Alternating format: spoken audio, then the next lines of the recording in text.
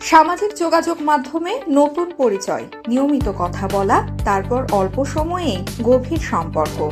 কিন্তু এই সম্পর্ক কি সত্যি? না, অনেক সময় এটি একটি ফাঁদ। এর নাম রোমান্স স্ক্যাম। প্রযুক্তির এই যুগে ভালোবাসার আড়ালে চলছে ভয়ঙ্কর প্রতারণা। বিশ্বজুড়ে দ্রুত বাড়ছে এই অপরাধের সংখ্যা। এক ভুক্তভোগীর গল্প শুনুন। ফেসবুকে মারিয়া নামে এক ব্যক্তির সঙ্গে তার পরিচয় হয়।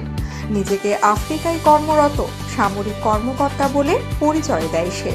কথোপকথন বাড়তে থাকে, সম্পর্ক গভীর হয়। এক সময় বব জানায় সে বাংলাদেশে এসে দেখা করতে চায়, কিন্তু হঠাৎই সমস্যা। ব্যাংক কার্ডে জটিলতা, টিকিট কাটার জন্য প্রয়োজন টাকা। বিশ্বাস করে অর্থ পাঠান ভুক্তভোগী। তারপর একটি নতুন অজুহাত, আরও অর্থের দাবি। শেষে যখন টাকা পাঠানো বন্ধ হয়, সম্পর্কও হঠাৎই শেষ। তখনই স্পষ্ট হয় এটি ছিল একটি পরিকল্পিত প্রতারণা। পরিসংখ্যান বলছে 2021 সালে শুধু যুক্তরাষ্ট্রেই রোমান্স স্ক্যামে ক্ষতির পরিমাণ দাঁড়িয়েছে প্রায় $54 কোটি, যা আগের বছরের তুলনায় 80% বেশি। বিশেষজ্ঞরা বলছেন এই প্রতারণার মূল শক্তি হল বিশ্বাস আর আবেগ। প্রতারকেরা ভুয়া প্রোফাইল তৈরি করে দীর্ঘ সময় ধরে সম্পর্ক গড়ে তোলে।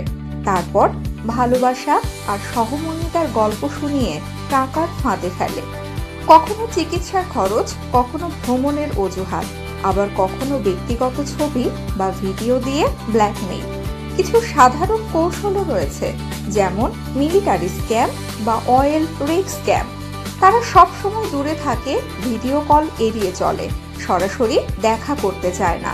মনে রাখবেন, অনলাইনে যে কেউই হতে পারেন টার্গেট, তাই সতর্ক থাকুন।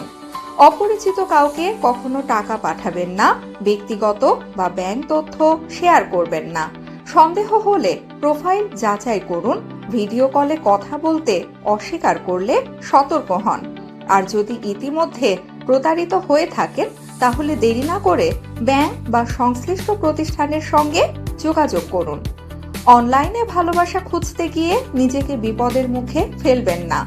সচেতন থাকুন, নিরাপদ থাকুন। Industry news and network.